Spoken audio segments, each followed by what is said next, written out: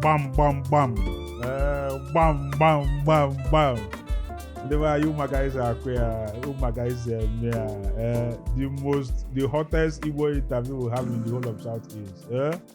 Nke anyị mejuo ya eme ọzọ, nke anyị kwujuo ya ekwu ọzọ. Anyị nyụọ dị arụ osibe. Maka na ọ bụrụ na emerọkwa na gị mụzụ show business, we have to show all working. Ịghọtago? Ndị bụ ahịa fanka bụ Dr. Chijioke Igwendo, Odogwu bụ Yan Baba. Ezigbo onye Aba na nke ikpeazụ nwanne Chimamanda Adichie. Ndị bụ anyị tata anyị na-anabata onye unu ma ama. Onye unu ma na efele mba ụwa. Onye bịa mebela anyị comedy. Ọ dịzị ya ka ọ na what we've been seeing before is not comedy. No, that we've been seeing tragedy. Can I tell no Oga Uwa of Celos Media. Oga Uwa. No, Nabam. Yeah, thank you. Obi Bunsangore Angore.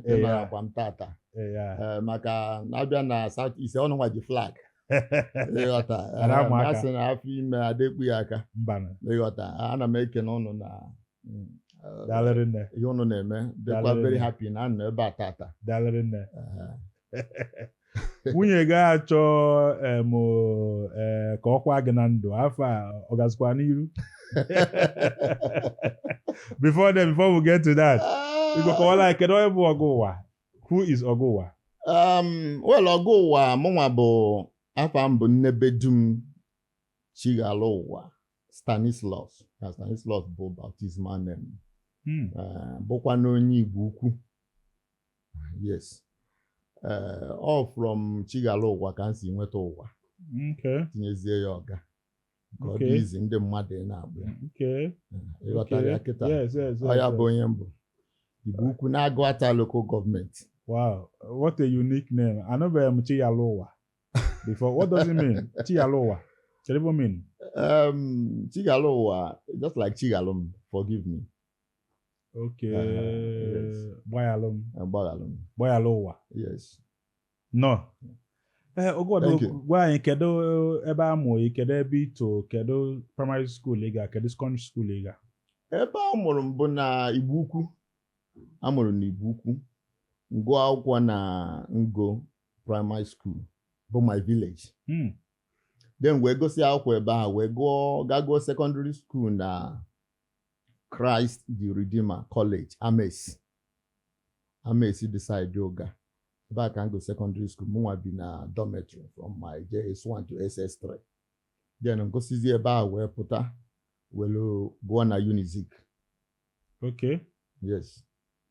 And then a Unizik will go theater arts and go na Unizik. Oh. Mana mgbe mụ na gị na-ekwu nchọpụta na ego theater art, I'm very happy na at least na enwere ndị otu anyị na-enye nsogbu na. Kedu ka the journey dị mgbe ego theater art? Kedu ihe ịpụta? How was theater art? Because ama m na mgbe ịpụta na mgbe anyị nwapụta abụrụ ofufe. Kedu ka theater dị mgbe ịpụta? Kedu mgbe ịpụta kedu theater ka ọ dị na music? Well, theater very okay. You might go the department. One thing we did, but now not in that department of theater arts. Okay, make it up and doing. I didn't wait time because after lectures in Abata in Akwadukwa Makariaza, you understand, and there are a whole lot of things okay make introduced because we Bata University initially, you know, got go Dishaya and everything and all that. But not that first year in Abata. I think my first year came you go do one major role about Alatiche. I think Midnight Hotel or so. Okay. And it happened that the year Bata or Riasa Kabia or Bona only take the role.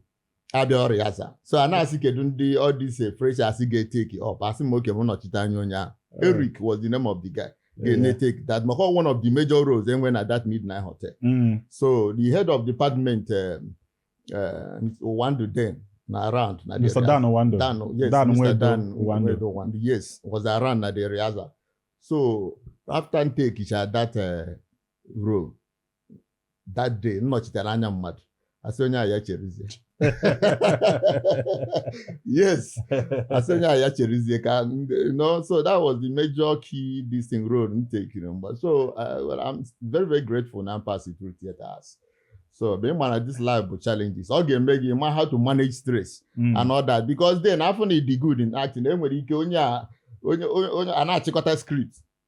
You know, I want you to take the major role here. Because Yes. now we want to have a successful production. Yes. If we are with a script, so at the end of the day, after most of the things I made today, it's not as challenging as a act on stage. Yes. Because there the show must go on. I'm going to hear the catching, correct here and Kamba. Obi the hand, Obi the go, and all that. So that is how it. After 2001. 2001. Mgbe theater ka nọ na Palm Tem site. Yes, na. It's Tem site. I na-eme rehearsal na Tem site. Yes. Mana I na-aga lectures na Palm site. Garba Square. Garba Square. No, when it's outside the confines of the school, this thing was.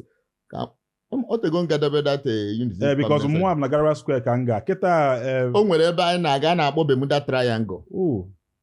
Ịnụrụ maka Bermuda Triangle? Yes. Yes, ebe a ka anyị ga lectures. Because ụmụazị kịta amaazị the stress na theater mgbe unu ga theater because anọ mgbe a unu na-eme rehearsal na Tem site. Yes. Unu mesịa rehearsal unu eje lecture na Palm site. Palm site, etu ọ dị na. Wow. That's the way it is. And when it different, do you see any impact on an actor that had or have a theater background from anybody that just jumped into the acting industry from any other spheres of life? And when the difference if you when staging a menando mmadụ? Yes, enwel. Man, look at it here. Eman acting bụ gift. You understand? Okay. Acting bụ gift. Enwere ike onye ego theater asị enwe onye agụ theater asị enwekwa the scale, where the gift. But then onye nwe the scale, mmadụ na-abụ nwe that scale and gift of acting. Ofu onye aga theater as, ofu onye agaria. You understand? The onye ga theater has ga excel. Yes. Yes. So there some basic training and things that you come to understand, that you come to learn. Because that acting years, document the experience, document the techniques and all that. So you must say, oh, from there you get video build and all that. It's not like only a maro makia before and all that. So anyway, who is different? Anyway, but then or cancel out the fact that now only with gift of acting with you. Yes. So nwere ike ịbanyezia by kekaramanya na muruzi na aga and stuff like that. Yes. But then when you have the gift and you pass through theater as wow. Enwe onye mụ na ya mee interview here a thespian so na some of the challenges theater acting enwe when ha na-eme something on the screen camera is that they overact. You know, on theater you need gestures. You need to throw hands. You need facial expressions. But on the camera, you don't need to be doing all those things. But when they come to the camera, they will still be shouting when there is boom mic. You know, on the stage, there is what they taught us about projection. So naturally, a theater artist projects. And then when you are now acting on camera, you don't need much of projection. But when they come to the camera, they still want to do that stage mannerisms. If you go on your make, does it affect you when you're on camera? Well, some little differences between the acting and stage. Yes. They add maybe before the camera and all that. So all the possible. Man, I don't think a major challenge because over time you come to overcome. Yes. You overcome. And you just adapt. Yes, you just adapt. So from me as no a major challenge. But what you are saying is possible because once you're on stage, projection matters. Yes. And I use boom mic and all that. So no lapel mic. Yes, and all that. So the gestures of a thing, I don't know. Even in film, you still use gestures and stuff like that. Body language and all that is still okay, but you have to minimize now no film and all that because the effect will help to tell the stories. The light, the movement, camera movement, and a whole lot of things, the shots and everything. I mean, I do on a stage book and everything and all that. You don't use light to create this thing, but not as elaborate as on a film. So that does it. Chief Imo, kedu how relevant is na theater art as a course day now in Nigerian entertainment industry? Kedu how relevant? Do you think it's still something that people should go and study? The very, very relevant. You understand? The relevance cannot be overemphasized. Ịma ihe na-agwa people na this country anyị nọ na ya bụ na ndị mmadụ ada agụ course ka agụba and na imesi adị successful in life abụrụ na ibe medical doctor ma ọ na ibe nurse ma ọ na ibe lawyer. No. You understand? Did you have what it takes to excel in the field in on it? Do you have what it takes to excel in the field in on it? If you have the gift of acting, the gift of dancing, the gift of explore the gift to pass through theater arts. Before now, the comedians, only open actually comedian, only open actually skit maker and all that and stuff like that. Before we have stand-up comedians that are billionaires now, that are millionaires and all that. We have skit makers that are making a whole lot of money. Now look at you. You understand? Skit making and all that. And even the people, but these people not trying to do those professions and envies. Some of even most of them are diving into acting and stuff like that and all that. It's always good. That is why talent in the urban outside world, how they respect talent a lot. You go abroad and one guy be a doctor, one guy be lawyer, one guy be. Now your child with dancing skills and dog get developing here. You understand? But we'll open no here they can. Now the world now we have access to the global audience. We do. You understand? So open again we had a platform about organize share that his or her passions with the global world. Within 6 months or be a millionaire. It's as simple as that. Yeah? Only how's na cigar hamuroko.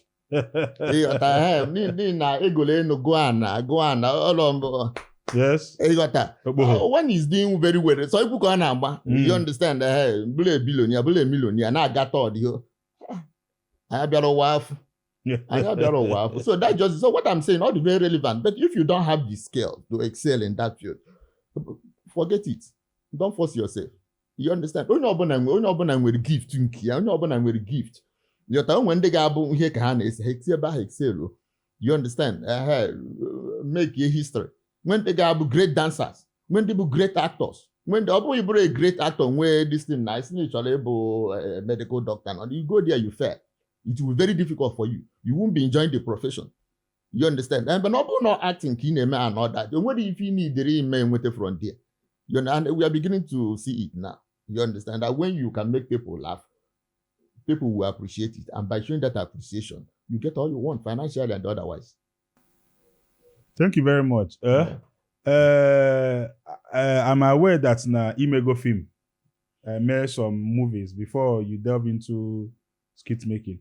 Will you say that you were a struggling movie? Remember on film? Yeah, okay. I'm go film me direct. Okay. May everything, but it release from yeah. For one reason, you understand. Before again finish written, not you release, I can move down to Asaba. So it's still intact. Now, I remember on film. Okay. I acted on before. You get what I'm saying there? Let me say, again, put up for school, Bago Lagos. The first audition in God, how well? When Hana Mus Bassimo Biabia will Abiasi again, Nozika, Akas, this, Abiasimu do my registration, this, I registered the ID card.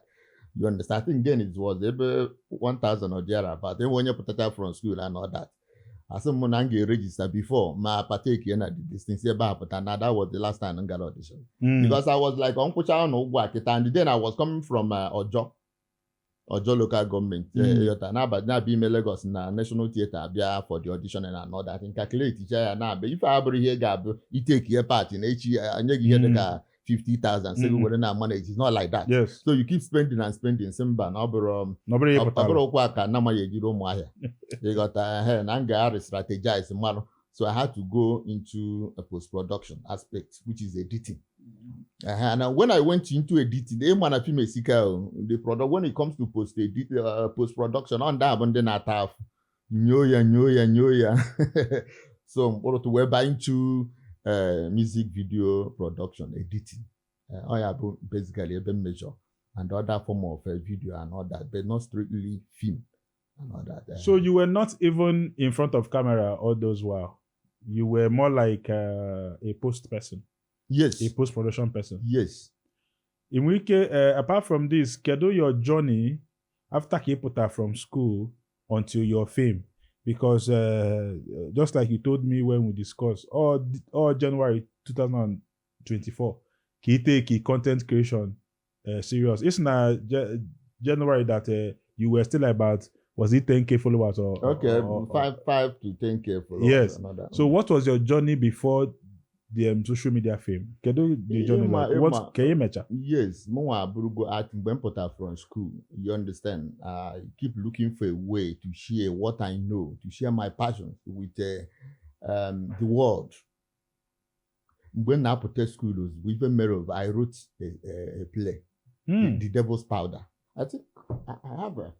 Okay. The passion. The Devil's Powder. The Devil's Powder, this is it. I published it, even not one of our lecturers, Asibo, then Yes. a professor now. Yes. He wasn't a professor then. Yes.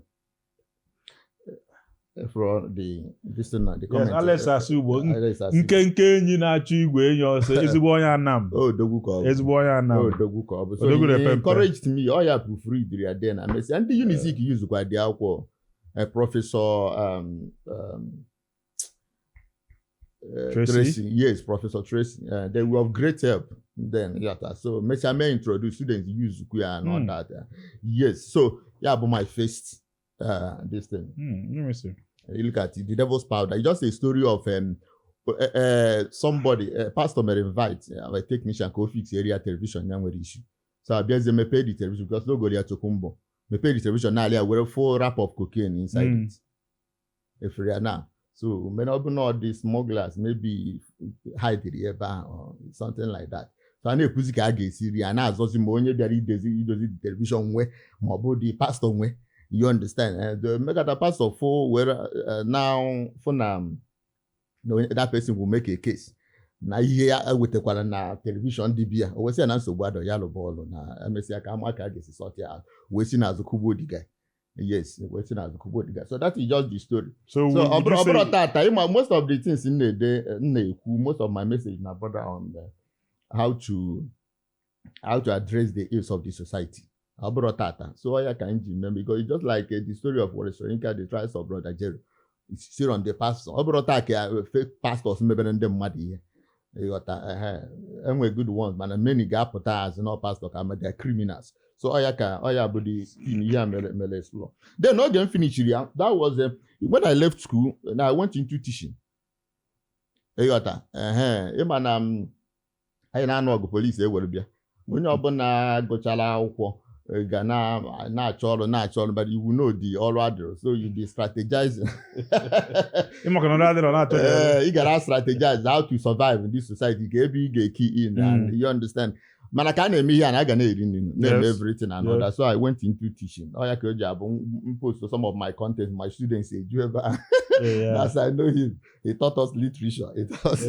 Yes, I was teaching literature and the English then. Many schools, a number of schools. I was doing part-time. I wouldn't imagine. But then, in my distance to the bar and all that. Yeah, I was teaching in Holy Family Secondary School, Ibuku. At the same time, I was teaching at the CKSS, Ibuku, Christ the King. I was teaching at Father Paul, OKTT. I was teaching at Queen's Grozibo. I was teaching at Community Software and all. Imagine that. I was teaching there, and all of them, when you meet any of them and ask them, they will tell you about me. You understand? I normally bring out time to teach and do everything. In fact, I was given an award when I left teaching, I was in Lagos. The award came from CKSS Ibuku. You understand? As the best, one of the best teachers they have. I was coming as a part-time teacher. They gave the award, they come with some cash, which I told them to give to my mother then. So when I was teaching that I did this project, the return of African dance. The return of African dance. The soul of this project is a cultural dance. If maybe one to use this medium and use it to preserve Igbo proverbs. Igbo proverbs from beginning to the end. You understand? Oh, Igbo be nege, man only sim kwata na ejogwe ekere mkpọ. And the man na nwata ada anyo nsi ebe ataka ya ogonogo. And na ntukwu nwaanyị ada adụ mma na ọdata. And na anụ aka ha ahụ anaghị ebi n'ọhịa achara. Anụ adụkwa n'ike ọsọ adapụ ịkpa nri n'oge ehihie maka ọ pụọ na ọma abata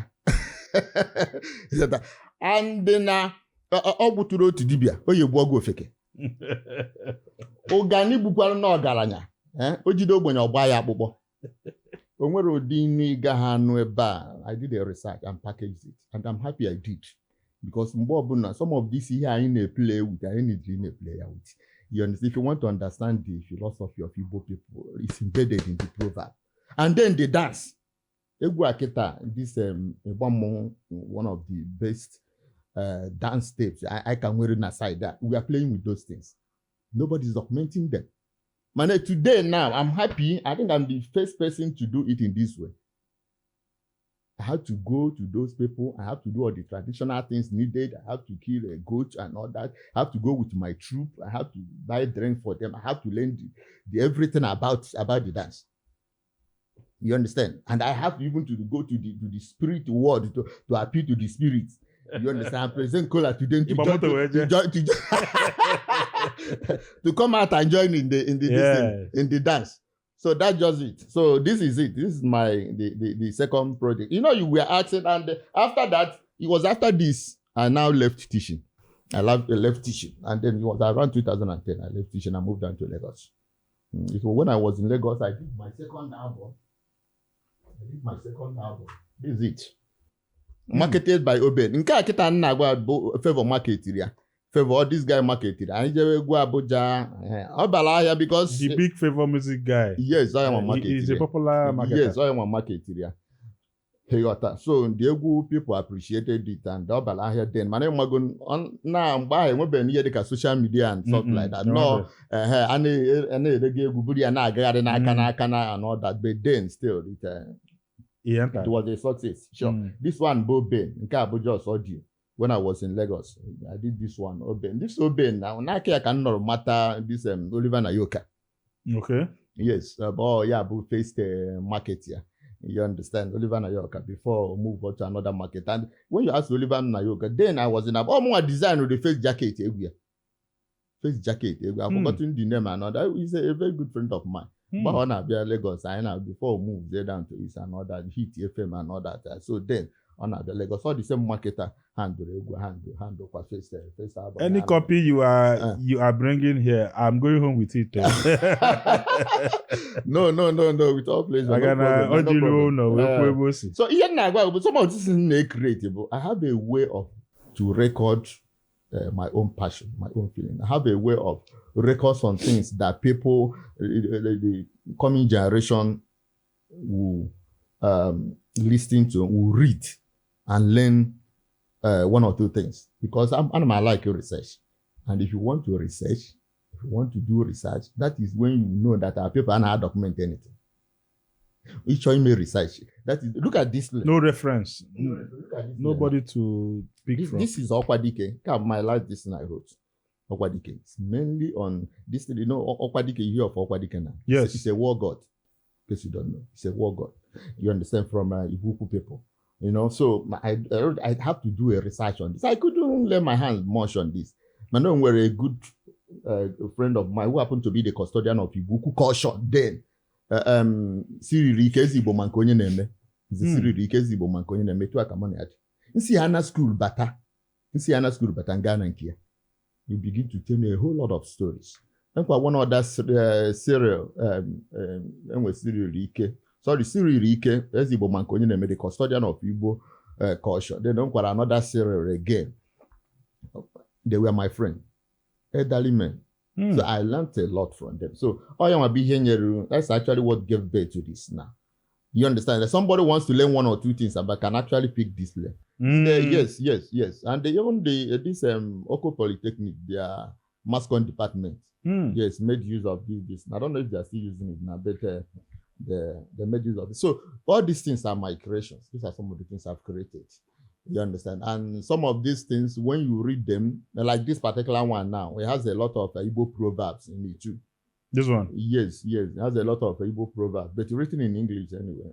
So that is just the thing. Emma, you were asking me about the journey. Yes. So then before Mbagosi Lagos, Mbaze into music video production mainly.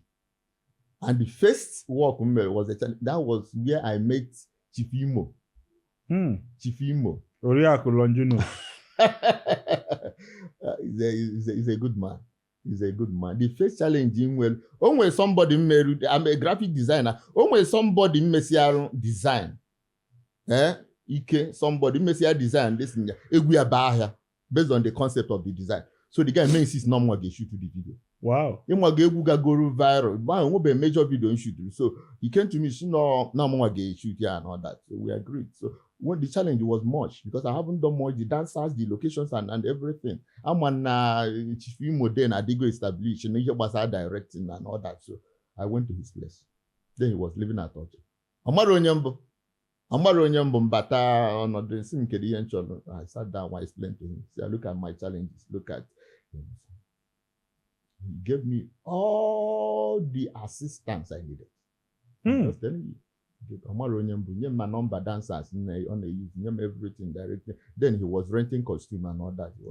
Yes, and so that was how I carried out that my first major project. You understand? So I'm forever grateful. I later came back here and when I didn't give you anything. Also, wine I can't wear in here. All my chitties did that in but on the transcript where will be there, you will know. I used to see him at Monday studio. On Monday, Monday and I look at Chief Imo every day. On Monday, load down my second album and all that. So that was the journey. So after then, in entertainment, I keep getting jobs and all that. So you know why into Ega side that some people we cannot forget on Facebook. You know, some of them think that comedy is something that clowns do. But comedy is a very intelligent craft. When some of them we cannot forget how mama then they got now for I go theater art. But this background now, it takes a very good psychological person to make people laugh. Because you read meaning into where people don't even see meaning into. Sure. You think. Sure. You're a big thinker. So that's why into a Joga, so that some people will know that this person they were grounded. Oh, one year Joga Juju na social media, which I saw too. Also, where have you been? Because content to be overtake. The first one for let's enter your content now. The first one for the Kwoku wedding. Wedding. Yes. You know the Kwoku wedding. When I go all wedding expenses. Okay. Spend the ego na wedding too much. Yes. My wedding. I spend the ego, but I actually made the wedding. And I'm a co-warrior, you got a way to not the expenses and everything. You understand? But in most cases, on our Bokari, actually, my friend, this is Menki, and Kamagadiche, now also see me. That has been the general problem. And most times, I forgo sorry about dear now, why ya may no, see, he spending a go. Na wedding no nwere uru ọ ga-abara. Ka anyị were ego send ya ndụ na ele moto kịta na iche na egwuregwu ego a kịta ha ga-eji book hall and ka anyị were ya send ya ndụ na ele moto ka ebunye ya moto n'ọka mma na anyị na-afụ moto nwunye ya na-agba dan na ha were ego a kịta waste ya ede ndị mmadụ aṅụ mmanya bamba safe enwe ndị ya bamba sị na because o nwere ike ọ bụla beef ka ọ tara ọ sị ndị a na-ata ọkụkọ ọ bụrụ mmadụ ka ha bụ. You understand? So that just is the wife say no, they're going in a motor. See where you are, may friends, I got piano for that kind of a thing. So I've seen. Oh, and my friend. You know why I went into event coverage? When my friend in Lagos, he's not in US. He's a photographer. So most times, I'll be on weekends. I don't know we can do through. And I said, I didn't want to wall because now most people are like being and then with the video. And then I handle the two. Man, I have just seen also photographer called. I say, I'm no more only no guy handle the two. Mama organize somewhere. You understand? So say, why not? And do free. Just you go and open a memory engagement. So I started going with the guys. So most of the events are in all big boys now. Yes. Haba. And they spend the ego. I say, didn't wedding and abu millionaire. And whatever hand they are doing, and they never initiated before. At the end of the day. Enwere ike emesizie the thing oluzie na kwụzie m ụgwọ nke a na-ekwụfọrọ m ụgwọ nke ọbụla ọgụ na mgba efu na nwere ike ọ bụ na ego niile ahụ ewest bụ millions friends tụta and you know one funny part of it ọganaijer mba anụ juru akpa bụ ndị ọ na-enye nyekwara ya sometimes ego a na-abịa abụrụ na ha na-adachighị ego a na-abịa na ọbụna mgbe a na-emere onye a committee of friends ego one ka itiri ị na-agakwa wedding ị na-awụkwa ego onye niile abụ ihe ya calculate so at the end of the year ifu na onye chọrọ ime wedding atụtara ya 10 million gaa do it ọ tụtago 15 million that is the way it is na ọ bụrụ na ị da-aga wedding na ị da-aga akpọ committee of friends etu esi eme ya n'ime ahịa a sị na onye a na-eme committee mgbe ahụ onye ọbụla agaba di ya elu akpọ na-edecha afa and every other thing nke otu onye dị ibe ịma ị na-adọji people will know the day ihe eme onye ọbụla adọji ya mana onye ahụ bụ odogwu atụtara 10 million ọ tụtagoro ndị mmadụ 15 million so when the money comes all your savings come ọ bụ waste ya like that and stuff like so that is the main reason ji mebe that video and that people mgbe emechazieli to please people and all that ichigakwa back to square one why that money atụtara would have been a lift so that is the reason ji na afụgo m ya afụkọ ọ na-adụ painful ọ na-adụkwa painful onwe ndị na-emesi ya akpọchie shop ha onwe ndị na-emesi ha da survive zi ege onwe ndị na-emesi ya the wife hapụ ha yes onwe ndị na-emesi ya turn ụkpọ the thing ha ma survive the wife will just leave them and all that so I can ji make the video ogakwana move ga viral to show you that people resonated with it. Yes, that's just it. Oboro ihe ọchị I've seen people face a lot mana m agwa nwoke bụ nwoke you understand ya bụ nwoke si push me around ịnọdụ etu ihe na marriage go stand bụ na mpe emeka ụgwọ akwụkwọ ụmụazị ero na were kwụọ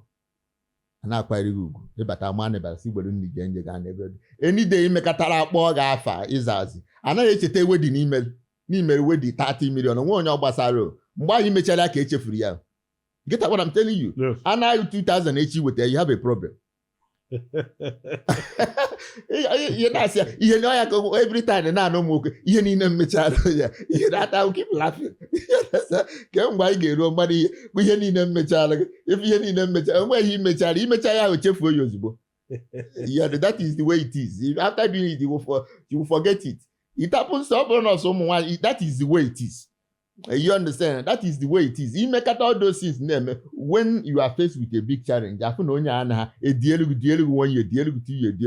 problem about. So we always try to avoid these things. Oluhana na nke gị waste ego and all that. Ihe ahụ ị na-achọ, esemokwu ahụ ị na-achọ ime avoid. Yota, ka spend the ego ka hapụ iwe iwe. Emecha ọ ga-abịa in full package. When you waste that money, if you see esemokwu ahụ ebe etinyechara ya flower and everything, hazie were buru ya bịa. And mgbe ahụ nweghị ihe emenwuzi. So that is just all hear that video. That is here cause your content Nebu is big messages. I like the way you actually sharing some of these messages with us. Okay. Enwelo nke m fụkwa ime. Ịbatalo kpọọ nwunye gị na phone. Na-asị ya kedu ebe nne gị dị. O nwere course wee na na-ebube m ọnụ na. Yes, that very your friend abatazi ya ka enye advice. Wee bịa wala advice wee merụ the guy arụ. Tell us about that content. Let me tell you. Mana ihe na-emekwa na mmadụ na-agafe n'ụwa bụ wisdom. Yes. Wisdom. O nwere ihe this guy kwuru or Jim Ike kwuru na the only man that will see you succeeding, they're very happy. Yes. About your father. Yes. I saw it. Most times, ọ bụrụ na ị na-eme ọfụma, your friends ga like you. But when ị mebere ọfụma karịa onye ahụ, even as some ga-ewebere gị iwe. O nwere ndị ga-abịa ha na-asị onye agafego, but then those people are go polished. You get what I'm saying? Yes. Those people are go polished. That their envy, that they have contain here because they're already polished. How am I going to this world is big enough to accommodate them? Everybody? But some other polished. Some ndị na-akpọ your friend can give you advice get destroyed. How am I? But sometimes we don't know this. Now that is skit bụ na mụnwa ada enye m ni atọ lo ada enye m atọ mana mụ nwa na manage abachara mba sị ha chekikwe ihe ha na-eme. Yes. You understand because ihe nji plead m na mma na overtime na things ka ga balance kwa na ahozuru ego pụtakwa because enwe major challenge na fuel ada adụchazi adị m ewetachazi ego na-efiru ka na ahazigodi ya maka ihe niile bụ brain. Then somebody abịazie na asizi na anaghị enye ya nri n'oge na ekwuru nsi na-enye ya nri by 7 or so children the time and enye ya an hour late and enye ya by 8 mana 7 ka ekwuru you know as look at this man anyị nwa bụ ndị bụ problem na manage ya iwu nonsense ya nsị ya chụọ nwunye ebe ọ not advice. Yes na not your advice ịghọta nsị ya nke ihe ọ na-eme ya ọ na-ekwu na 8 o'clock na oribe nri atọ and he believed it. That is how some people are. Oche na mba enyi. You understand? Mana atu aya na nwunye si dị mma like ya because na be bad friend. You understand? And most people get na ha na-aga abụ bad friend. Ọ bụgo na ha go bad friend ha nwere ike tupu na nwunye gị si ada asị ka family unu na-abụ gasa ka unu na-abụ bube decent. Yes, below of even. And when you are not wise, anybody such an advice you get if nwunye. Like you are always be very careful. And that ya ka nji gwacha and say onye bubuta bie nyere ya ka gasa. Yes, sir. That is just the thing and that is the way it is in life. When you have a problem with your family, you understand? Mee ihe niile ị ga-eme n'ụwa ka gị na nwunye gị setụrụ ya. Ọ bụrụ na gị na nwunye gị setụrụ, mee ihe niile ị ga-eme n'ụwa ka ị kpọbata ihe dịka closer, ndị dị closer to you, ihe dịka family, mma gị ma this thing. Iburu ha na pụọ. You're on your own.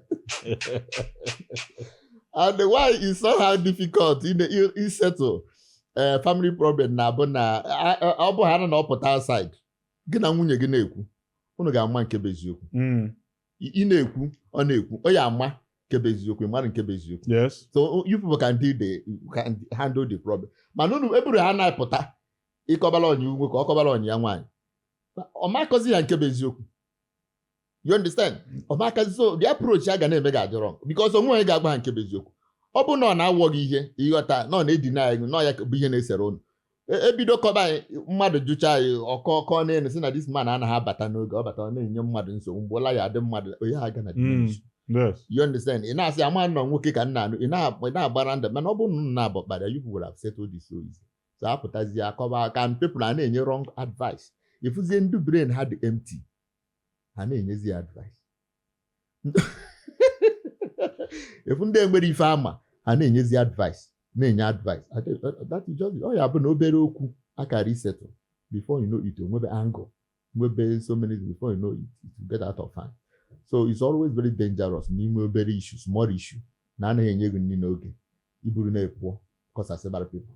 You understand? Mana o nwere ndị anaghị ericha acha ma eziokwu ihe ukwu imitate some people they will always have something to say even ndị nwe empty brain. yes. Maka na onye je ka mbụ dibia gbalị ya afịa dibia ga-agwalụ gị something. Exactly. Because ego batago unu ama apụ ofughị ya bụ na ofughị ya the ego must drop. Sure.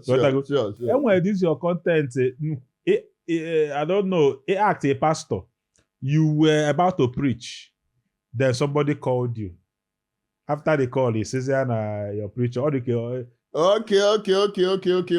you were about to speak. Yes, actually me me preaching. So o nwere onye chọrọ ịnụ nwa nwaanyị. Yes. Were sị na ọ bụ na ọ bụrụ born again ọ ma nụ nwa nwaanyị. O were na-agwa m na ọ bụ na ya bụ born again kama na etu ndị Catholic si eme born again abụghị etu anyị nwa si eme. You understand? And you're a pastor in that yes, in that I'm a context. pastor. Na ọ bụrụ etu anyị nwa si eme ịghọta wee sị ya na onye bụ true born again nọ ihe mkpebi. O wee sị m yes na agaghị afọ ọsọ m ịnụ nwa nwaanyị but kedu ihe mere na m agwara ihe anyị time and now na ya ebutego na ya egogo Sienna ya eji bukọrọ mmanya na-anọta and na ọmụnwa ka o gote di Sienna before na ụka most people na-aka n'obodo abụ ihe isi ike of frustration. That is the way it is. You understand? Ọnụ Sienna aka na-ekwu ngwaba na nwa ya nwaanyị agwago m na onwe problem na business na m ga-enye 5 million. Oka end and that is the way it is. Iwe jụbani ya nwaanyị na ọgwọrọ gị na ọ bụ born again. Mụ na ịzọbazie na-agbazie na m abụ born again ọ na-afọ ọsọ na mbụ born again. But in the content, if you as a Jovia say na Oka agwa gị na ọ bụ born again. Ọ na-agwa gị na ọ bụrụ born again. Ị na-asị na ọ bụ born again. Yes, exactly. Yes. Exactly. Mụnwa bụ the pastor na-asị ya kedu ihe mee na ọ gwa m na ọ born again because na onye bụ born again na-enye na as giver. Na ngozi dịrị aka na-enye karịa aka na-analụ ana na ngozi you understand. Ọ na-asị na ya bụ born again. Na force ya na born again. You understand? You know, so that is just the thing. That is just the reality in this country. You understand? Most people na-enwe challenges na-feel na not through ekpere ibu ọnụ na ime preaching ibu Bible ka ha ga-esepụta from poverty. I've always said that's a lie. You cannot make money by praying. You cannot make money by going to night vigil. I keep saying it. You understand? When ụzọ esi eme ka ego ọnụ wagala onwe iche. Yes. If you follow the format, you follow the system, you make money. Oh yeah, but na ego anyị na-afụ onwere ndị ekwe na Chukwu they are billionaires. Onwere ndị ekwete na Chukwu they are billionaires.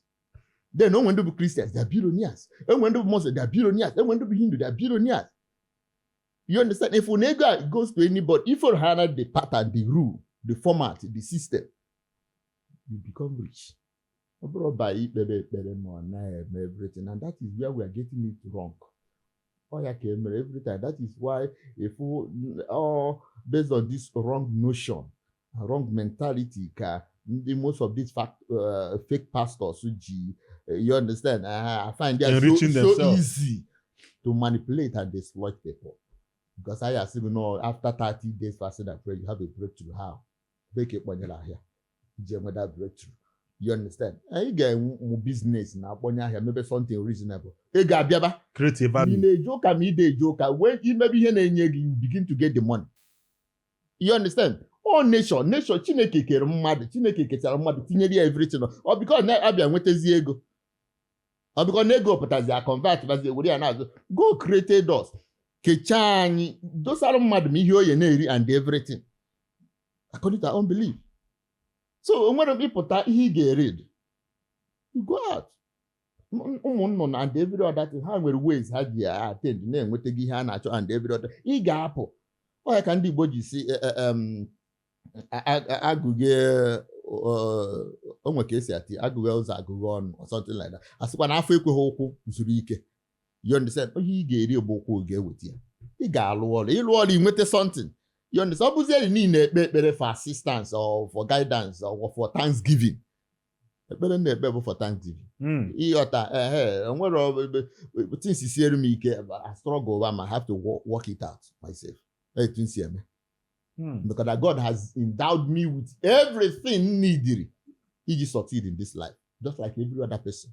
Everything he needed, he just succeed in this life. Any challenge he be able to you, when you go into yourself, you think, you reason, you can surmount that challenge. Oh yeah, but people they may recite. Can you ever recite? Can get to solve this problem? Yes. You understand? How will I solve this problem? You go into yourself, begin to ask questions. Oh yeah, most of these discoveries makes based on that. You need our problems. How do we record memories? A video, a picture, and all that. I don't know no matter there's Zuoshi. How do I know na mad batareba man here? And with the camera and every other thing. Oppose the wrong person. But that cause a problem in the family. You understand? So that is just camera will solve it. Camera will CCTV. Solve it. Yeah, but what's the only one? I say by na yabe say abia no we ba. That is just have problems in the modern name in a society. They sit down and say, how do we solve it? How do we solve it? Don't leave it for the spirit. How am I go? Don't do anything. This is the problem in your physical world. Face it. Physical. You see about problem when at their own side. A market spirit is solve care. But here I would think the spirit will do everything for us. If you have a problem, you begin to do sacrifices and every other thing and another. Instead of going into yourself, you understand, reason, think, and know how to come out of that problem. Okay, so that's just it. Here Bulgarian neighbor, but that's a particular skit. Do you agree that the physical control the spiritual or the spiritual control the physical? Because there's and we go here naketa and when anyone before and that's not spiritual. Man, he active and we go Father Oluoma. So that is a lie. That the physical controls the spiritual. That mmadụ bịa gosi anything alọpụta go spiritually. So do you agree that Is it Father Oloma or Father Angelo? Father. It's Father Oloma that I saw that said it. Father Angelo Wike Obukwa na nyanwa has opined Father that Father Angelo on a page Jackie guy this particular teaching in Ekukita. If you are, in fact, if you follow him and you don't get emancipated, the man na and what's the hope for the person?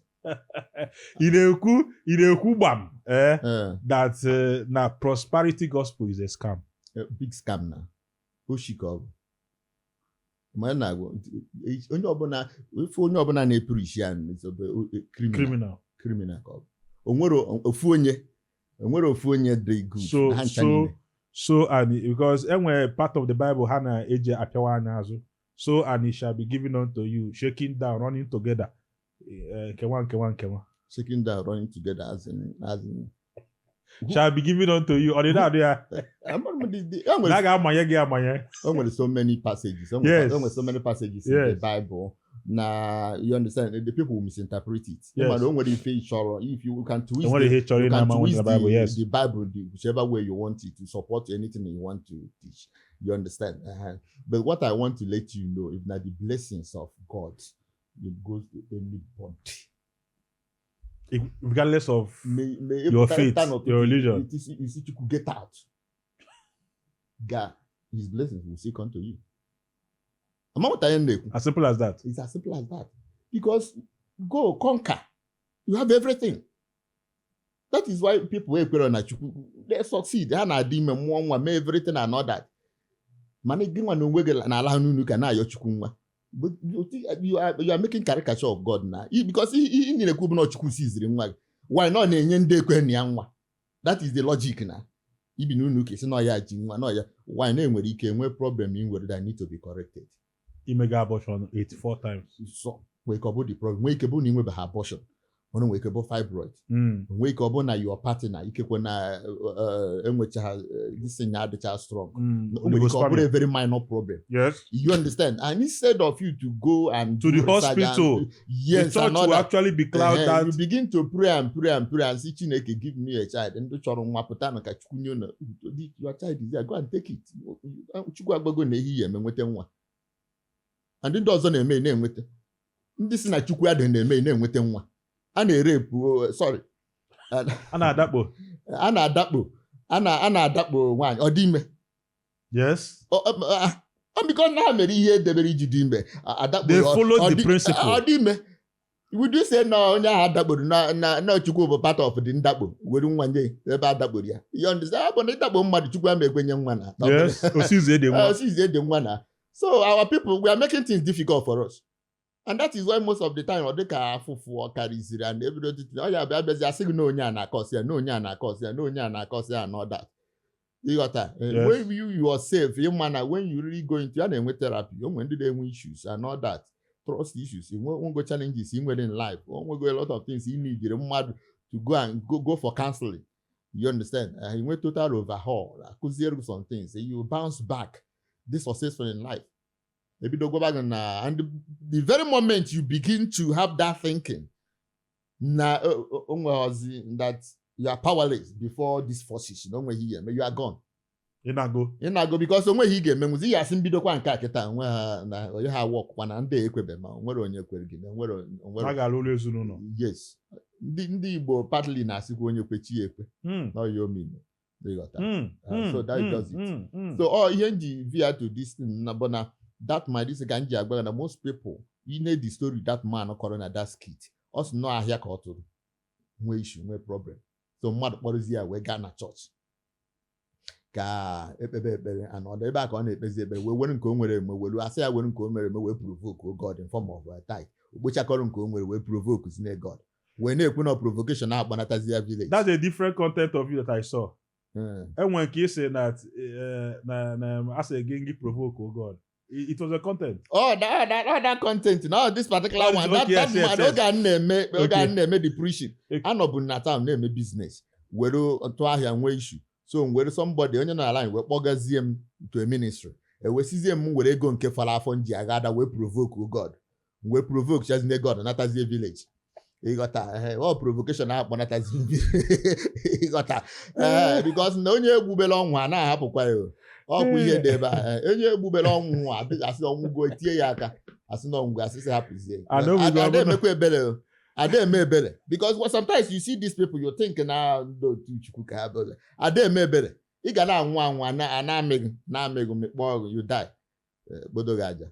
I continue. Onye si mmadụ nya weta ego ọ kwesịrị iji wee jego ọgụ jee debe na altar. Ego tosiri iji go. Yes, na some of these pastors. I say gị nwee faith were ego a iji chọọ igo ọgụ go and keep it on the altar and have faith. Anyị this thing kịta ị na-ekwu kịta actually is like I love it because people ga-anọ now. Mmadụ ga-anọ ifugo kịta na nwee table. Alụm table. Yes. Ebe a na room gị kpebe ekpere si God give me table. God give me table. Mana ị marozi na God has provided ihe table as wepụtanya. God has created trees. Yes. Chukwu na ama atụrụ gị table. God na osisi Chukwu nye. It's as simple as that. It's as simple as that. It's as simple as that. Most of problems are in the face and all that. It's as simple as it is. That is the way it is. Even the most complicated problems you have it. If you're in Dutch and they create this mic I use for projection and all that. Some of our entertainers and all that, even in the field, don't work if you do get you mother be na main entertainment na mambe man and all that. But if we can introduce some of these things and all that, for projection, about challenges. I know they now have to go into this. A way to solve it. Solution, research, dealing with the problem physically. And all you have all this camera, I keep saying this camera because all you have been me gafele back at a mama or a major is a moa. Nama bad I gafe to hear back here, Nama no doka. I say okay, beer. That is just it. Whatever career. So that is just it. So the problem I know, here most times we wait for the spirits to come and do this thing for us. We keep praying. And all good. On a wutemo, not just 9 for maybe for interview or whatever. And this is just something. Oh, it's a burden. If people now pass through, you understand? If people now pass through here, and we can. On what they buy now, go, we are changing this mindset. On where they buy now, go. Or one understand what Pataya use here, but I hate and stuff. I was telling them, say, "Obona one way problem with you can order more and every other thing." You understand? I did make sure scan. What do you have the problem? Yes, I feel yes. Somewhere in car, and I Messi, we don't want to email for one. Tinha monitor and every other thing or more. I fertilize the egg outside. Yes. What is the IVF for one? Yes. What is not? But you need all recite people name to solve problem of infertility. Yes. On our work. Yes. I know your chuku. That name ya or quite in haka chukukel. I know men can answer. I know your chuku or be melan. If you don't know the funny. If actually God is somewhere, ne medicines when you have a problem of infertility, go no go make solve wire. When you came, and I took one name, come out here and carry, when you case of an answer, marrying something, okay, Hannibal. You had the brain, but when you came, we use the brain. On a few na chuku name, marry everything. How would God see that kind of person? If you don't need in if you couldn't in our pocket, but not all happy with you. Because you that conquer. You are not making this world a better place. You are not. You are not. You understand? Makayeni na ina enjoy keta obo na nda he create ya my phone and everything. Keka this part of the world would have been. Oga Uwa, this thing keta in Eku now is actually so strong that do you know one thing with the black man? We attack technologies first. Abia ozugbo I as no antichrist. Mgbe TV pụta. As no yena. Yes. Mgbe phone pụta. Yes. Mgbe 5G pụta. A pastor went on the pulpit. Yes. And said it is antichrist. Yes. Fast technology, speed. IVF aketa efo wasn't accepted. Anyone with IVF, there will be na-afụ ya n'ọnwa abịa alụ mana somebody bịa chọpụta na that enwe ike nwoke na nwaanyị meetie naturally na-enwe ihe na-astọp ihe a iru ebe a asịzi a ga-ewepụta ihe a ka e were aka gbanye n'ime ebe a straight ọrọ the same sperm bụ ihe meet egg wee bịa fertilizer wee were zygote. It's just the same thing. I just commend people like Father Angelo that you mentioned. Yes, Father Angelo. You go to his page. I see for yourself. Yes. Although if we can actually listen to people like that, we'll be liberated. You got na mmadụ nwee problem. When we're going to develop shalom because na nwa ha. There was I've forgotten the name of them. Just na nwa ha develop unusual ailment. They carry out of research. Develop ọgwụ.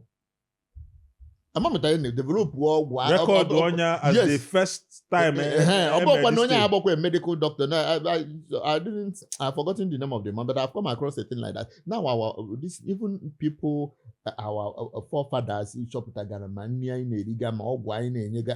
like that is how everybody started. No, why in Africa? Everybody see. We don't want to get people know this hypes and all that kind of. Yes, but you know, but they use. But before I name with advancement and all that, you have problems and make us solve that.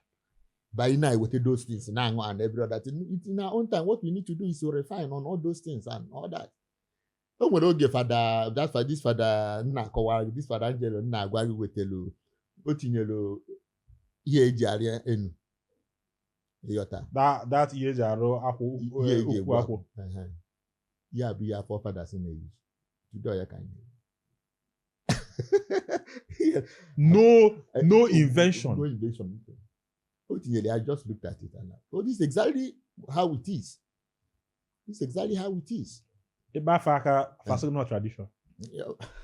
Do you know that I am of the opinion that our forefathers are way more intelligent than us? They are. Kaya mmadụ negide anya na onugbu. Mmadụ na onugbu a ga-enye ofe. All research.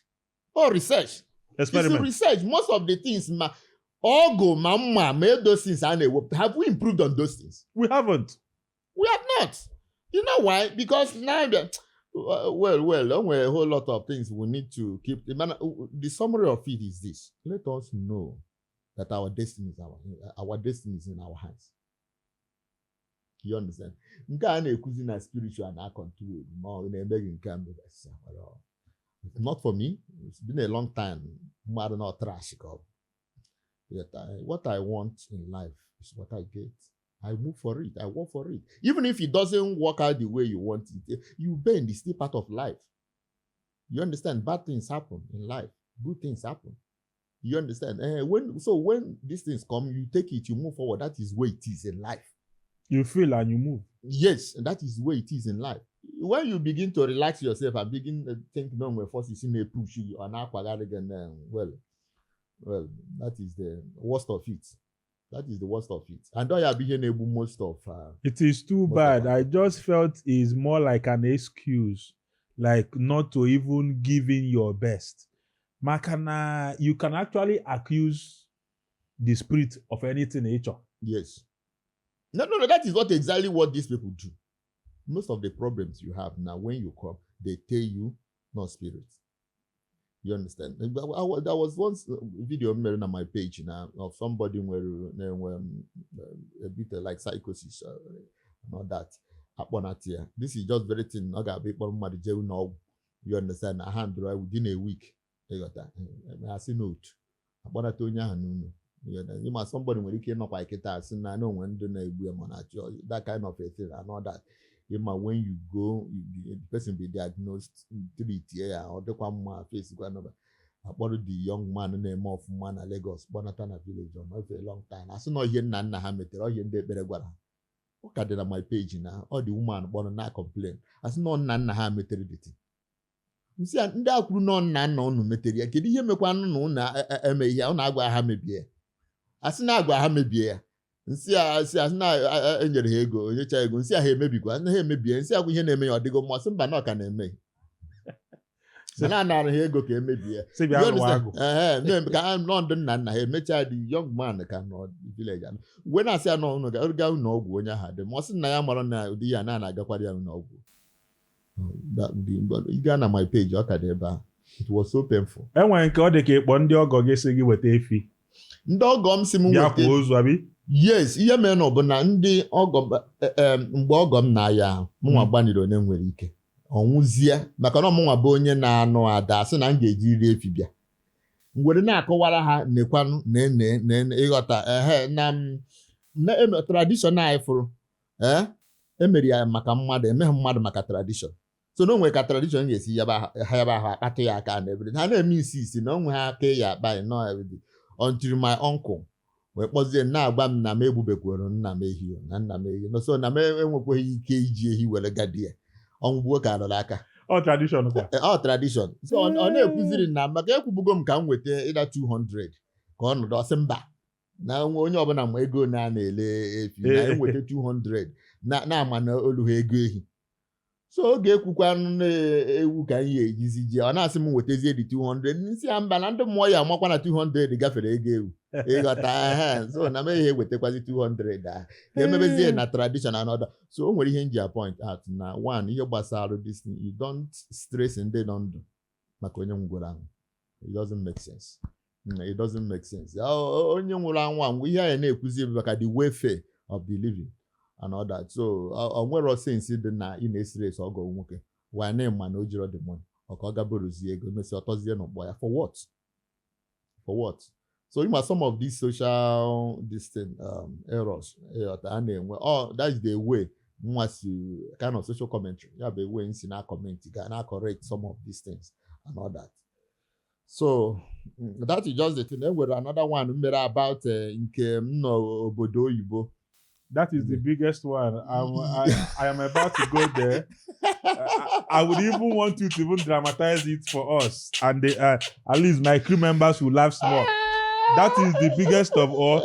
It was one of the contents that I saw. I said I must contact you. Okay. Because anyone know on social media, we have our own different approach too. All right. Man, I focus on somebody that is doing something that is brainstorming. Yeah. So when I saw that content, I was telling myself, yes, where is this person? Can you brain me here? Is this a brain cover prepared meter there? I was thinking. So when I went to your wall, Mfuka Kisi, I was saying about fourth wall and everything. So now you had the commentator background and everything. So that your very content. That in on Ute. Yes. And then you called your wife after 15 years. Yes. Tell us about it. I called my wife when I got initially. Ya when we are equator. Go to the jails, sir. Yes, no equator na nkanondu. So, man, I don't go watch as they know na challenge nwela and all that number etinyere na mbali ime we putakwazie na yeme no nwozi anything nwere kita. We na asị na achọghị ịkwa m. Na achọrọ ịkwa m. We si an ha achọrọ ịkwa onye dị ndụ. We si na nwere onye mma na emere ihe na nka nọ ndụ. Amaroba na ịba ime ahịa kita gwa ha this news and everywhere people got shocked. Even na si ọka nọ n'ime ahịa osi yes na even na important nọ na ehepuzi ha na market phone accessories. And na ha enyegori ya aka nnukwu na atụtagori over 20 million for this akwamozu ma a na-akwado. Obi nchenji ya. Onye na-ajụ ma chọrọ ịkwa na ndụ si anọdụkwa ka akwamozu ahụ ga-agaba n'ihu. Ya nwe na onwe ya dị shocked. Na-asị m kedu ihe na-ekwuzi ya nsị ya mba na ọ ma aghọta 20 million. Na nsị kịta aka mbata o nwere ego nji n'aka nwa. And ọ bụ na mbata ọ natabeghị ego ahụ because a jụrụ na ọsụ na-akwasị ozu ka a ga-enye ya the money. So na ọ bụrụ na mbata in fact ọ ma enweta the money because that money is meant for burial. So onwe ka a ga-esinyezi ya the money. So na ndị nwetara ego ya ewerekwa ego ha na nka nọ and all that. And the assistance a na-enye ya bụ na afụghị as no single woman they had working and all that.